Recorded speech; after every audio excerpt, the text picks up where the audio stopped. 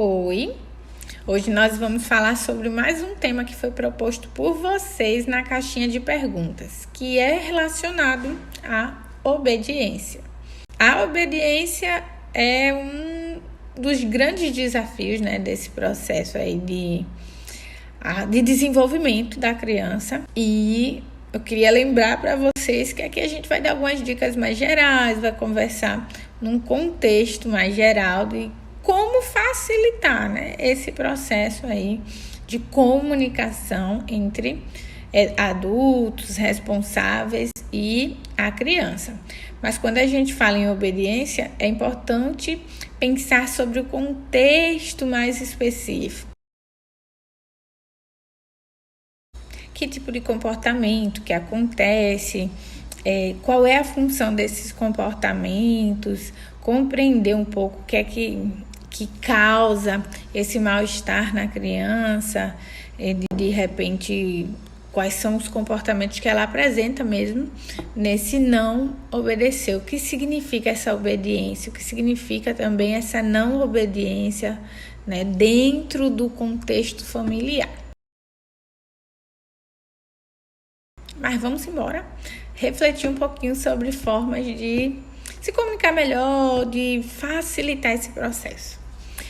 Uma coisa que eu gosto muito, sempre indico, e quando as famílias engajam nessa proposta, tem muitos resultados assim positivos, é o quadro de rotinas.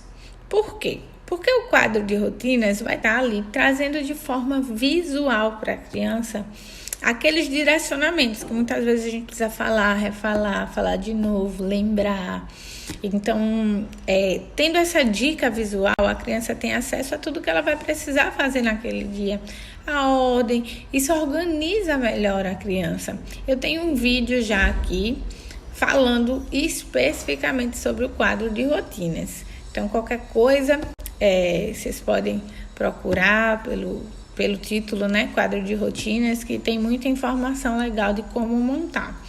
E o que é interessante também nessa proposta é que com o quadro de rotinas, na hora da montagem, você pode pedir o suporte da criança. Então, ela engaja muito melhor quando ela compreende a função daquilo. Então, se ela construiu junto, é mais fácil para ela também absorver a importância desse movimento. Então, com essa participação, ela engaja muito melhor. Mas é claro que toda rotina vai precisar de tempo para adaptação, assim como para nós adultos, Inserir elementos novos no nosso dia a dia, nem sempre é uma coisa que nos adaptamos de uma hora para outra. Precisamos de um tempo para nos organizarmos também. Mas claro, nós temos o controle dos impulsos muito mais estruturados por já termos passado por todo esse desenvolvimento anterior. Nós tendemos a ter, esse controle dos impulsos mais estruturados. Pensar nessa construção mesmo do quadro de rotinas como uma dica visual para a criança, e com a participação dela na construção, uma forma de melhor introjetar a importância desses movimentos no dia a dia. Mas outra coisa muito importante é trazer esse olhar da criança para a gente, Nos conectarmos com ela na hora de pedir algo. Então, por exemplo, a criança tá ali brincando. Então, tô lá com os meus brinquedos, super me divertindo. Vai ser difícil competir, com essa motivação. Então, eu vou lá e falo lá do longe: filho, por favor, pare aí de brincar para tomar o seu banho. Provavelmente a criança não vai nem entender a nossa frase. Ela está ali num movimento prazeroso voltado a esse brincar. Então, concentrar-se em uma orientação e um pedido já vai ser mais difícil. Assim como encerrar aquela atividade ali para ir fazer outra coisa. Então, primeiro ponto seria se conectar com essa criança.